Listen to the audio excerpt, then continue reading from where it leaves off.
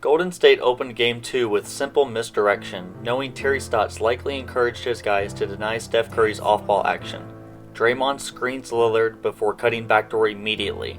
Bogut has made that pass a million times. Here, Meyers Leonard gets the idea that Kanter never did. You have to step up to the three-point line. The problem is that he's nowhere near the level of the screen, and that's way too much room for Curry. Still. The Warriors' best possession of the first half was generated off a huge miscommunication between Hood and McCollum. They both jump at Klay in the corner instead of switching properly, and it forces Kanter to rotate to Livingston. Nobody is there to prevent Jordan Bell from cramming it home. To start the third quarter, Portland gets a bucket to push it to 17, and then they do everything right on this defensive play except finish it. Curry and Klay's off-ball action is switched by Lillard and McCollum, and then CJ fights over the handoff screen. The Blazers properly help and contain Klay on the drive, and they completely sag off of Draymond to focus on the guards. After Green misses the wide-open three, it's Looney with the offensive rebound, of course. And all it takes is one wrong move, one wrong swipe by CJ, and Steph is moving to the open space. We start to see a lot more of the aggressive traps instructed by Kerr on McCollum and Lillard in the second half. On this one, Draymond and Steph push CJ all the way to half court and force him to hit Aminu, which starts the 4-on-3. Iguodala has to leave Harkless to step in front, and then it's Looney as the center fielder trying to protect the rim. Klay has to rush back quickly to tag Kanter, but look at how perfect Looney's verticality is on this contest. The Warriors get a stop, and they're off to the races in transition. Portland does get back, but Lillard's eyes are glued to Curry, and nobody even gets close to Klay on the right wing. 8-point game. Golden State was fortunate to not get called for an offensive foul on this handoff screen by Looney, but this just highlights the small margin for error their opponents have. If you fall out of the play, your fault or not, the shooters will just give up the ball and be on the move. This was one of the best defensive plays of the night. Here we see McCollum receive the ball on an Iverson cut, then immediately Zach Collins is there to screen. You would think CJ would just like to take Steph by himself, but Collins being in the picture allows Golden State to trap CJ at half court. Again. The cross-court pass allows the Warriors to get into good position, and this is only a 3-on-3 for Portland. Watch Curry slide down to Harkless so that Draymond can fully commit and contest this floater beautifully. As physical and close as the Blazers guards were trying to play Curry, the consequence of that is how much pressure it puts on the interior if he beats you off the dribble. Steph's three-point threat allows him to get the step on Hood. With Lillard on Iguodala to preserve energy, he has to be the rotator. McCollum is late helping down, and it's an easy 2. On the next possession down, Lillard picks up his dribble coming around the screen, probably looking to pull up. Looney's presence forces the ball out, where Collins is thinking drive. Looney funnels him into Draymond, who helps one pass away from the corner. His ridiculous hands force the turnover. This offensive set encapsulates everything that makes Draymond a genius. He knows with Zach Collins guarding Damian Jones, they can utilize the screening misdirection to open the paint. Watch Draymond look at Damian Jones and call for the double screen by the bigs at the top, which Steph likes to use to get open. The first screen by Draymond is usually a handoff to Curry, and then Curry will catch as he's flowing into the second screen by Jones. The reason this would be effective is because Collins has to step up to the perimeter in case Harkless can't recover in time. If he doesn't, Curry might walk into another practice shot. But it's all part of Draymond's plan as he fakes the handoff and accelerates into open space that he and Jones created. Intelligence.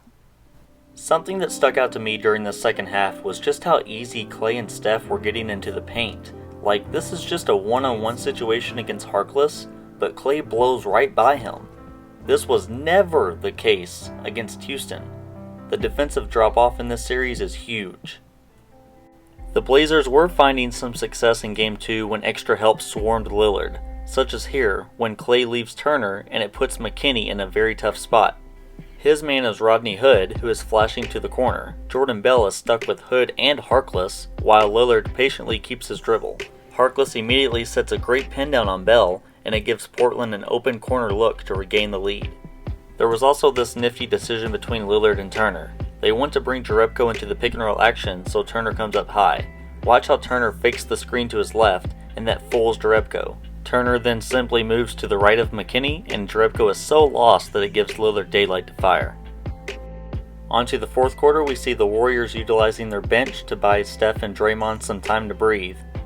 This was superb defense and active rotations all the way through, the switch by Bell, cut off by Jerebko, and then the long rotation from Bell to the corner. Hood's penetration occupies Quinn Cook's eyes for just a second, and Seth Curry hits a very tough contested look. This was one of the best passes of the night, with Meyers Leonard appearing like he's going to screen up top for Lillard.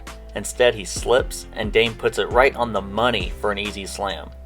Portland still made a ton of mistakes defensively though. This was beautiful action by the Warriors to fake the Steph and Klay split. And then when Turner switches onto Curry, he tries to shoot the gap around Looney's pin down. Fortunately for Portland, it was a miss. This was actually a very awesome set and decision by McCollum. First, Meyers Leonard screens Klay before Lillard calls for CJ to use the double. CJ wraps around it wide, forcing Looney to step up even higher. When he does, CJ just crosses into a split and pulls up for his bread and butter, but misses. Leonard doesn't miss this mid-ranger though, as CJ delivers it off the Looney hedge. Draymond just gives it up. What are the weaknesses of having Leonard in the game, you ask? Well, consider the adjustment Portland needed to make after Game 1's debacle. The big that's guarding Looney must be able to step up high along the perimeter at the level of the screen. They must close the airspace from Curry when he comes around.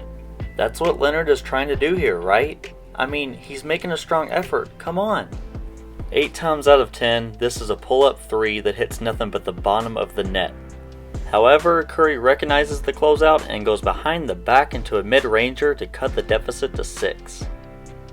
The Blazers then miscommunicate and 2 defenders jump at Klay on the wing, leaving the body of Iguodala to sneak inside. This is a 2-on-1 because Curry takes his brother out of help position by going to the weak side. This right here couldn't really be executed better by Golden State defensively, minus a half-step stunt by Steph Curry. They blitz Lillard at half court, he gives it up. Draymond swarms Meyers Leonard behind the three-point line, but Curry takes just one extra step away from his brother on the wing. Still a contested shot, but it drops. Curry knows Portland is starting to trap him as the game winds down, so he anticipates it and splits right between Seth and Meyers Leonard to get to the cup. With the Warriors down 5 and only 3 minutes to go, everyone should be aware by now that Steph is the king of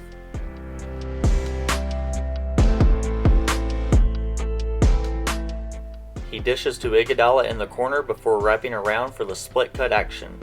Dame and Turner get confused and it's another open dunk because Steph creates them all the time. These 3 defensive possessions in the final 3 minutes demonstrate exactly what Draymond Green brings to this team as the backline help. On this first one, Portland gets into their wedge action before hitting CJ on the weak side. He drives, but notice Draymond is already completely off Leonard on the roll. He swallows up CJ's attempt at the rim. The next possession is the MVP play of the night. Draymond starts out on Turner, but smartly realizes that Leonard has slipped into the paint, so he drops back. Then his brilliance as the middleman in the 2-on-1 roles is executed. He stunts at Turner before quickly reversing to break up the lob to Leonard. With only 40 seconds left in the game and needing to stop, Draymond fronts Leonard for as long as possible. He waits until CJ is close enough, then goes all out to bother his floater. Then his second jump is able to tip the ball to Iguodala.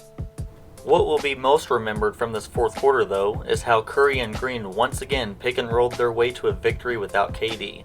Once Curry fills the trap, he gets rid of it to his partner in crime. You can already see it unfolding. If Seth rotates to Draymond, Lillard better dig down to Looney. If not, you guessed it. They run it again with 1 minute left. This time a trap at the top of the key. Evan Turner picks up Draymond, and the Looney is there again. To put the Warriors up 3 and feeling comfortable, they might as well run it again. This time it's just a hedge instead of a trap.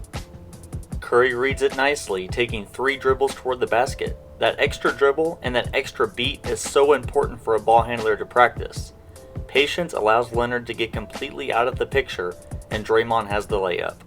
Capped off by the latest chapter of Iguodala strips the soul from your body, Golden State outscored Portland 64-46 in the second half to take a 2-0 lead.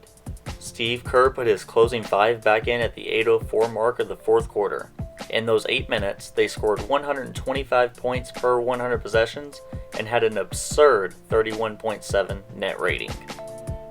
Through the defensive acumen of Draymond Green and the pick-your-poison nature of any Steph Curry pick and roll, the Warriors are 2 wins away from their 5th straight NBA Finals. I'm Shane Young. Thanks for watching.